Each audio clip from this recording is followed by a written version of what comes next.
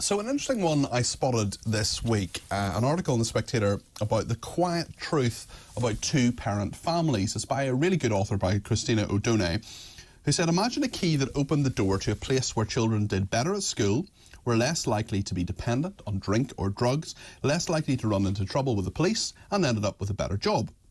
Now imagine that key being jealously guarded by a group of well-heeled families. They hold on to it tightly, this elite, but never admit to doing so. Any mention of the key in public, they roll their eyes and shrug their shoulders. It's nothing special.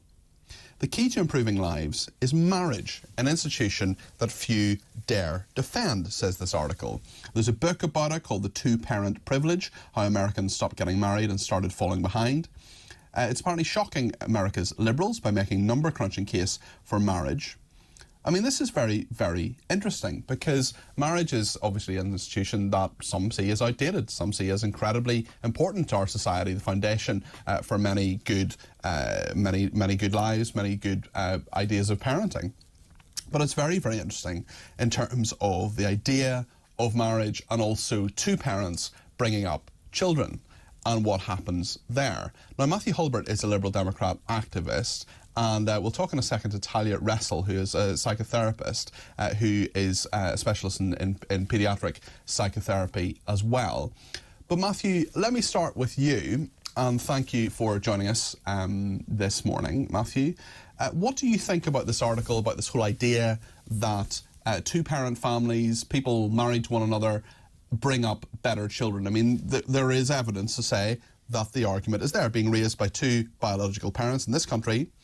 83% of UK couples whose earnings are in the top quintile get married, but only 55% of couples in the bottom quintile do. This hugely increases the likelihood of children in the poorest families experiencing family breakdown. What do you make of some of these statistics?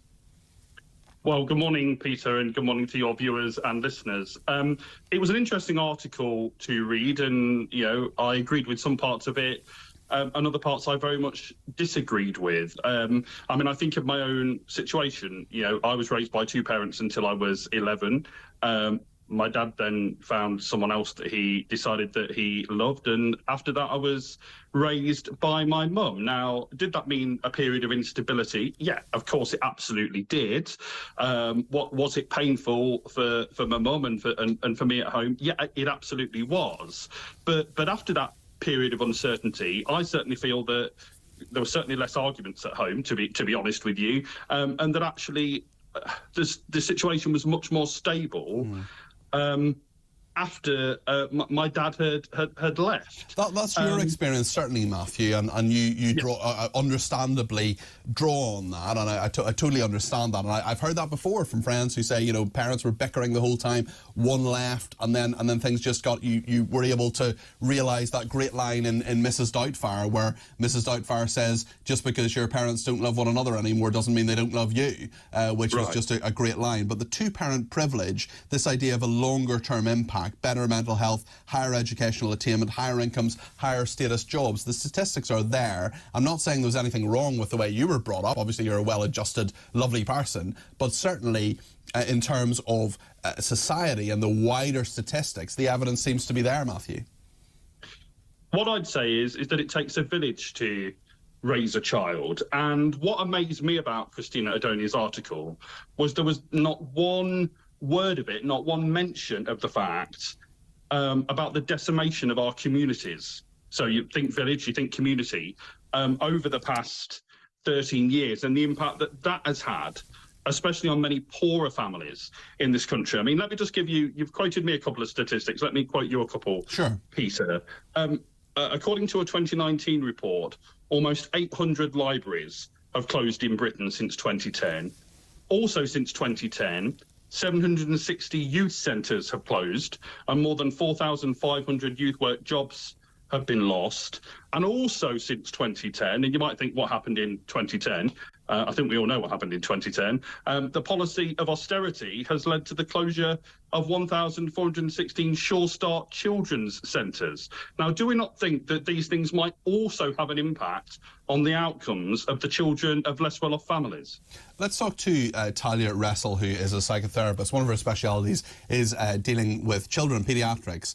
Talia, this is an interesting article, I thought, an interesting study. Mathew talks about the community aspect of this, but having two parents who love one another, we can maybe talk about marriage as a separate issue. I personally am a bit more agnostic about marriage as a concept, although I had two parents who are still married to one another after over half a century and did a pretty good job, even with me as their child. But Talia, what do you make of what is said here about the kind of the privilege, the idea, the things that can be certainly the quiet truth we're told about two-parent families and the advantages of that?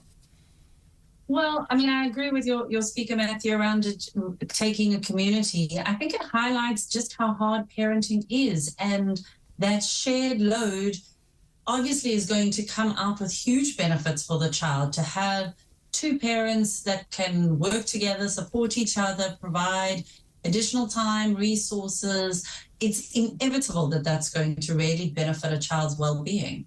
Do I agree? Sorry, go ahead.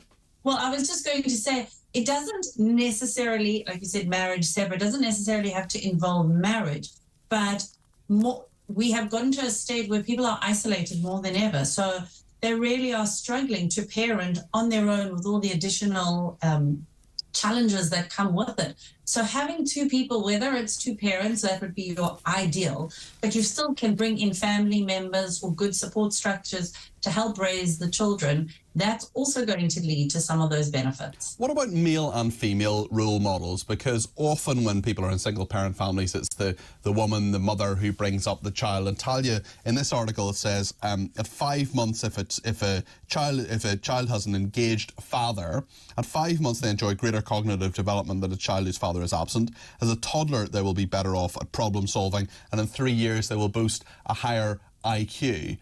That's interesting evidence there as well, isn't it, Talia? Absolutely, and it's not surprising to us. The ideal would be to have two actively involved parents. We know the benefits of that.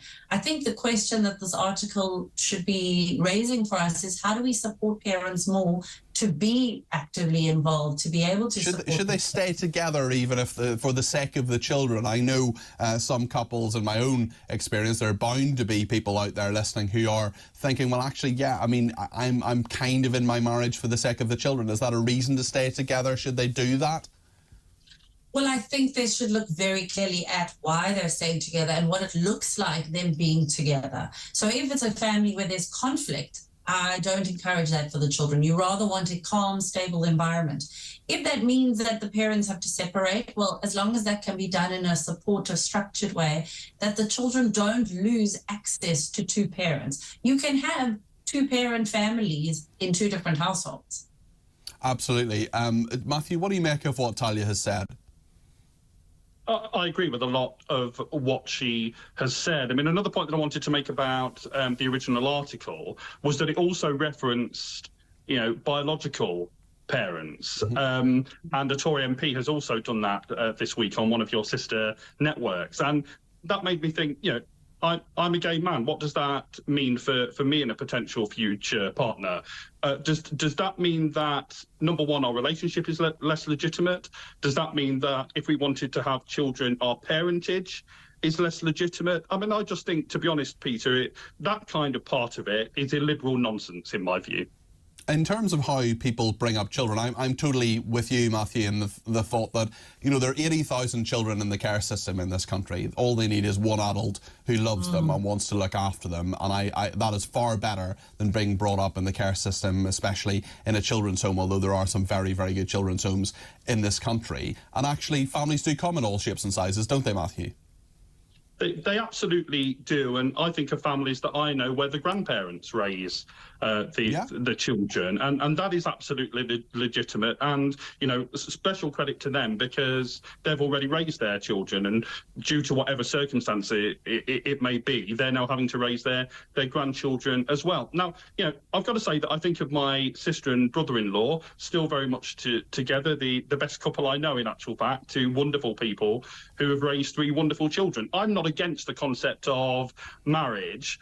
What I am saying is, indeed, I fought for equal marriage, for gay marriage, so of course I'm not against the concept of marriage, but I agree with you, Peter. I think, families come in all shapes and sizes, and I don't think it's for people to lecture, for example, single-parent families, that they're somehow less legitimate and somehow doing a worse job. I think it goes back to what I was saying earlier on about the fact that we've lost community in this country, and that is the real issue here.